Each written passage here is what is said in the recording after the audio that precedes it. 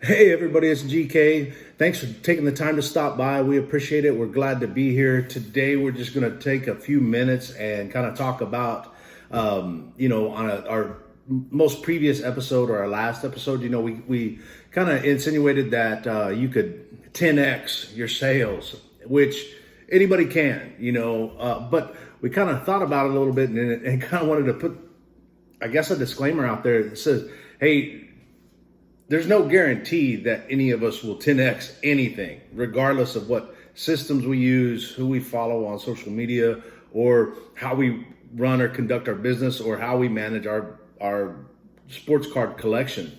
So yes, we can 10x things, but it doesn't mean that it's always going to happen, and it's not always going to happen every day. The main point of that 10x was that 10x is indicative of what you put into it, just like anything else. So with that said, what we have, the difference today, we've got 7 PWE shipments to send out to customers today, and our shipping load is a little bit lighter than usual. We didn't have to spend as much time. This is about half an hour, 45 minutes, whatever, to pack and ship.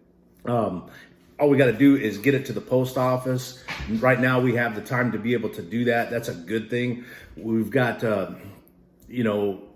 not having, 20 or 30 orders to fulfill, it allows us some freedom and white space, the time to better manage our collection, or kind of look ahead for what we may want to or what not to do for our business to become successful, so we can actually realize those 10x gains. So that's really what we wanted to do, is kind of just reset the table and let you know what's happening. We're going to ship these out early this morning. We're fortunate to be able to have 2 shipping windows during the day. Once in the morning and once in the night. I know from carrying mail in the past, there was 2 pickups by the UPS, at the post office.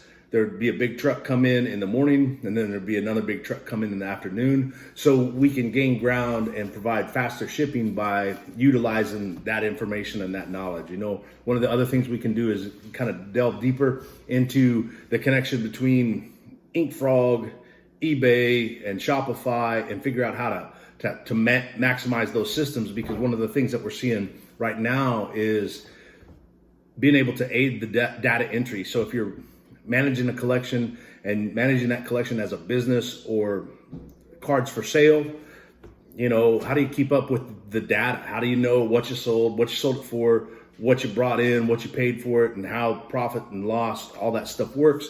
And pretty much we just use a ledger system, these books, and then we take this information here, we transfer it to either a worksheet or a workbook, and then type in the information. It does blah, blah, blah, blah.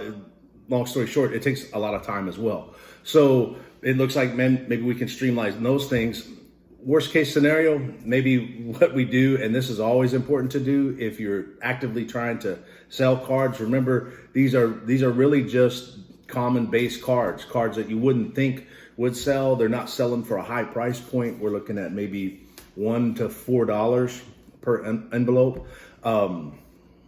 The way to keep that train running and actually work towards that 10x or build towards that 10x is to continually put products on the online marketplace, put product on the shelf, So probably what we'll do is we'll take some time, we'll create some new listings, we'll put those out, and that's really it for today. And if you hear anything you like, see anything you like, or want to know more about our processes, both what we do successfully and what doesn't work so well for us, would be more than happy to share. So hit us up, drop a like, drop a comment, let us know.